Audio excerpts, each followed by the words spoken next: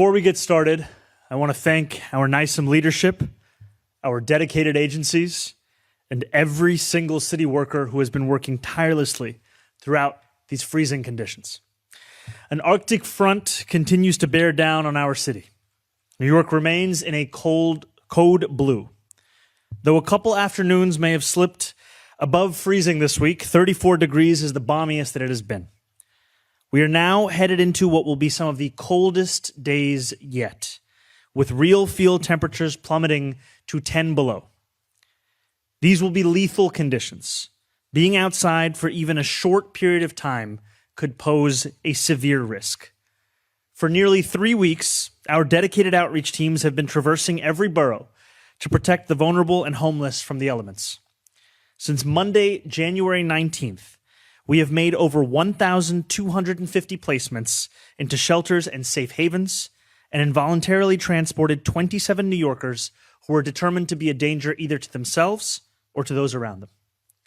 Last night, we doubled the number of placements to shelter from the previous night, a sign that our committed outreach and expanded options for vulnerable New Yorkers are making a difference. 17 New Yorkers have tragically lost their lives outside during this prolonged period of extreme cold.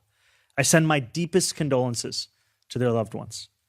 As the cold deepens this weekend, we are taking a number of additional emergency steps to protect New Yorkers, building on our work of the past few weeks. To provide New Yorkers with as many shelter options as possible, we are adding roughly 65 new hotel shelter units for individuals reluctant to accept congregate settings. This weekend, we are operating 62 warming centers and vehicles. We are reopening 10 public schools as warming centers. We are adding 2 new CUNY warming centers. And we have partnered with 2 overdose prevention centers to remain open 24 hours per day this weekend for their clients. We know that a number of these deaths have been individuals who likely overdosed and want to do all we can to prevent any further overdose deaths. We are also announcing a new partnership with Northwell Health to open 2 new warming facilities. Our mobile warming units are operating at heightened capacity, and we are increasing the number of H&H mobile warming units to 27 on Friday today and 33 by Saturday night. We want every New Yorker who needs help seeking warmth to be able to find it. In order to meet New Yorkers directly where they are, we are making significant additions to our street outreach operation. We are enlisting the assistance of school nurses who have been trained on direct street outreach and will support DHS outreach workers throughout the weekend. We are mobilizing the Crisis Management System, a network of neighborhood-based violence interrupters to help with direct street outreach. We are partnering with the Association of Community Employment Programs for the Homeless, otherwise known as ACE, an organization that works with New Yorkers with histories of homelessness, incarceration, and addiction, to deploy staff to enhance our direct street outreach efforts. We are also asking business improvement districts across the city to help with direct street outreach. We are sharing messaging with them about how to connect New Yorkers to shelters, safe havens, and resources. And we are piloting a new peer outreach model, where formerly homeless New Yorkers are paired with outreach workers to encourage homeless New Yorkers to seek shelter indoors. This is an all-hands-on-deck operation, and I'm deeply grateful to our partner agencies for stepping up to expand our outreach. Throughout this difficult period, the feedback we've received directly from New Yorkers has also proved vital. Thank you to each one of you across the city who has done so, including within our press corps. Our team has worked to be responsive and incorporate changes in real time. When it became clear that not enough New Yorkers knew of the warming spaces available to them, we added clear and comprehensive signage so that resources were easier to access. And when we were told that the 311 menu was too difficult to navigate, we moved the prompt for assisting a homeless individual closer to the top of the call. Previously, when you would call 311, it would take 1 minute and 20 seconds to be able to call for help for a homeless New Yorker. Now it takes approximately 40 seconds. We also rolled out a PSA across our Link NYC kiosks, alerting New Yorkers that they could call 311 directly from the kiosk itself to find a warm space. With this cold continuing to endure, so too will our efforts. While city government is doing everything in our power to offer warm spaces, shelter, and protection, I am echoing my call to our fellow New Yorkers. We must all do our part to ensure that we keep everyone safe over the next few days to come.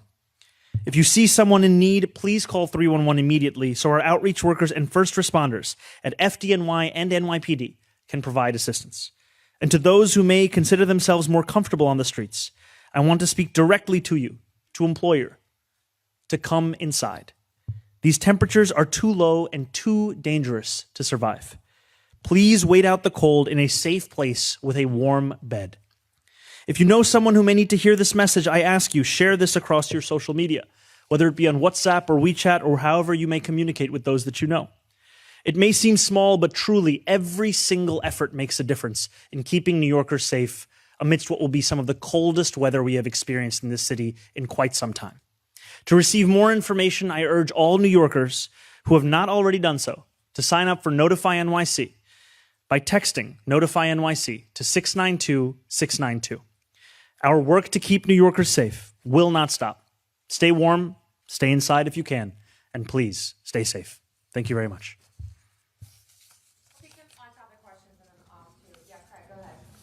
Hi, Mr. Mayor, how are you? Hi, Craig. How's it going? It's going good. So tonight you've implored the people on the streets who don't want to, who feel more comfortable on the streets to come inside. But what happens if they don't at this point? I mean, you even said it, 20 minutes out in the cold could lead to a fatality.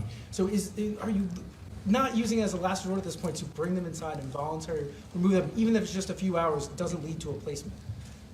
So involuntary transport continues to be used in the same manner it was as the prior administration. And thus far, we have seen clinical determinations of a number of New Yorkers who have been deemed to be a danger to themselves or to others. And sometimes that designation comes from an assessment that a New Yorker is not adequately clothed given the weather that they are living through in that moment. And that is going to continue to be part of the assessments that outreach workers are making over the course of tomorrow, the next day.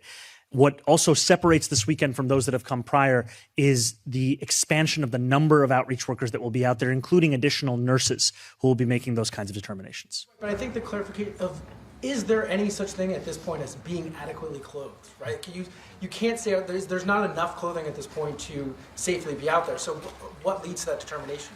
You know, I trust our nurses in making that determination, as well as other New Yorkers who are authorized to do so.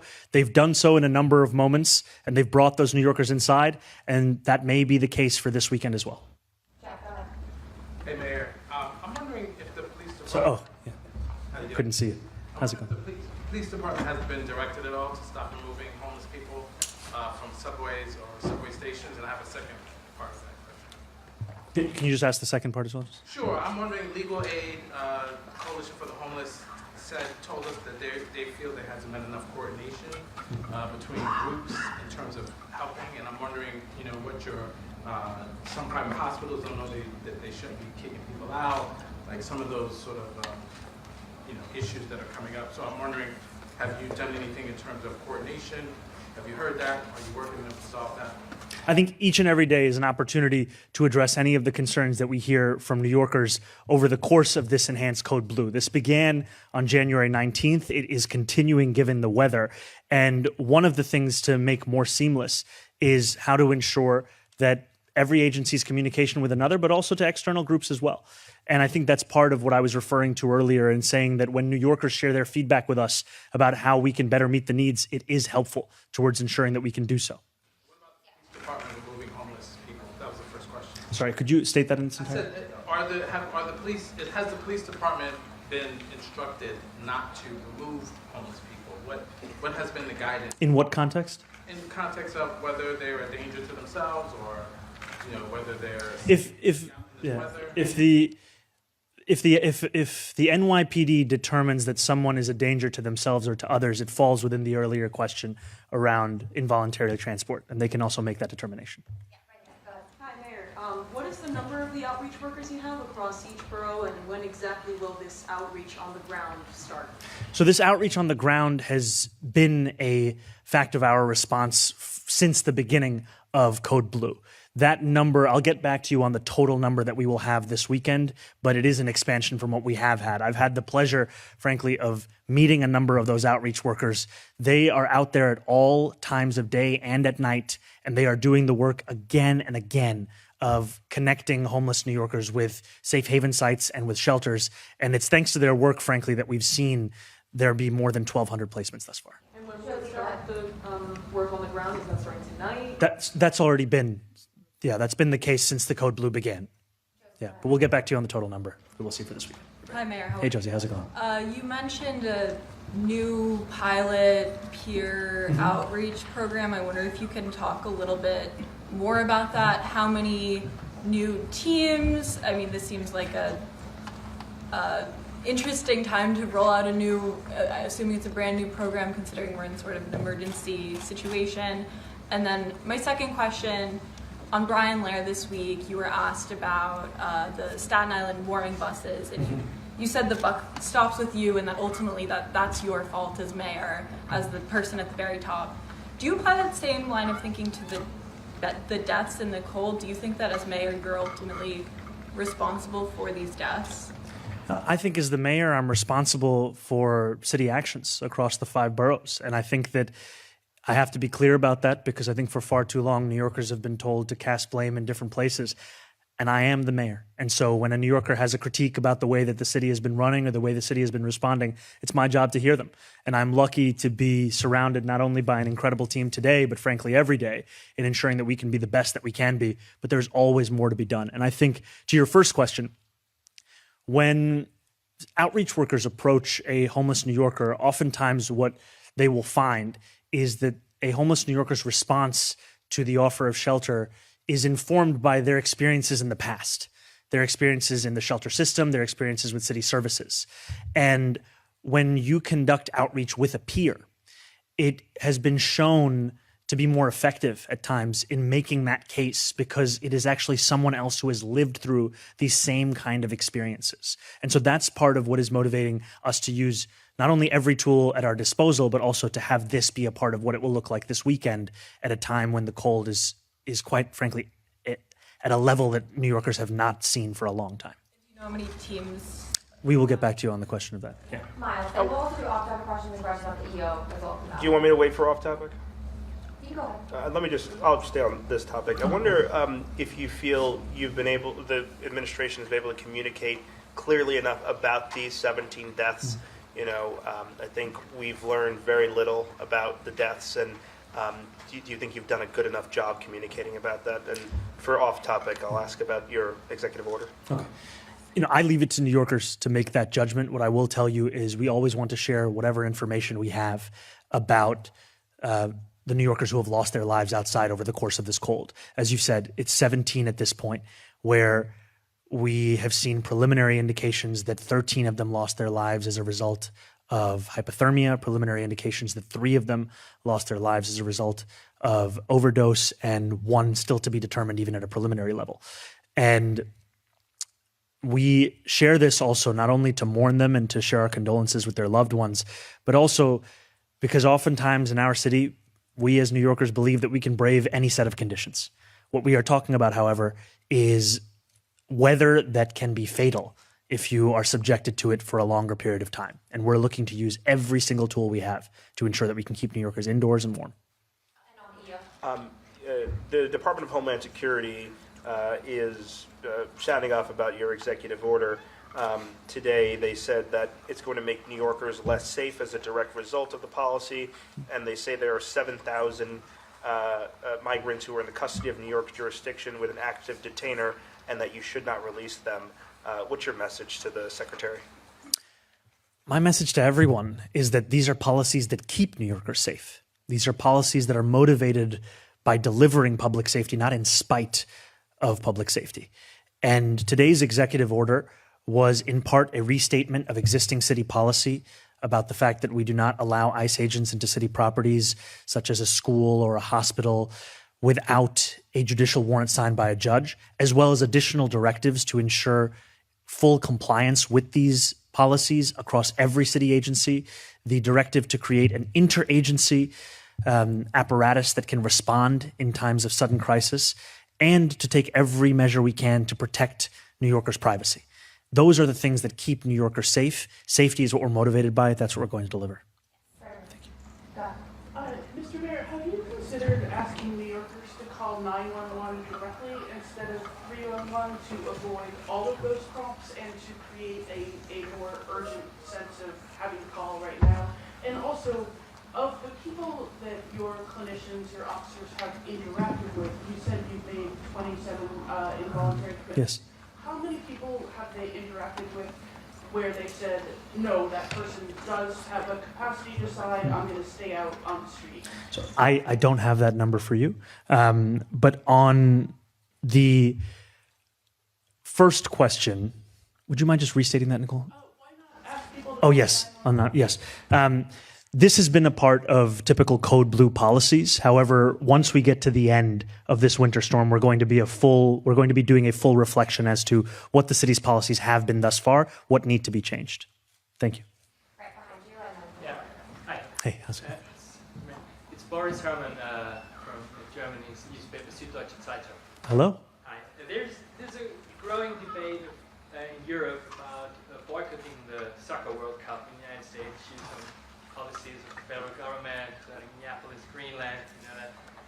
So, as a former player of the Talking Headers and also of the city where a couple of games are played, what do you think about boycotts, and what would be an appropriate way to show for international soccer fans that they are not happy with them?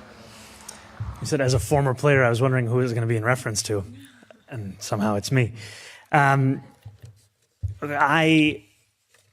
I am incredibly passionate about the world's game. I am incredibly excited at the prospect of hosting the world here in this city and across this country for the most watched sporting event across the globe. And I also understand why many have shared their own critiques of policies that we're seeing across this country. I have engaged in that myself, in criticisms, especially around immigration enforcement, as we've been speaking about today, and I know that you referenced as one of the motivators of that. I will leave it to others to make their own determinations. What I will say, however, is that we are very excited here in New York City to welcome the world and to show that not only is this a city where the world is at home, but it's also a city where much of the world has found a home, and that those New Yorkers are so excited at the prospect of seeing every single part of themselves reflected in hopefully what will be an incredible tournament.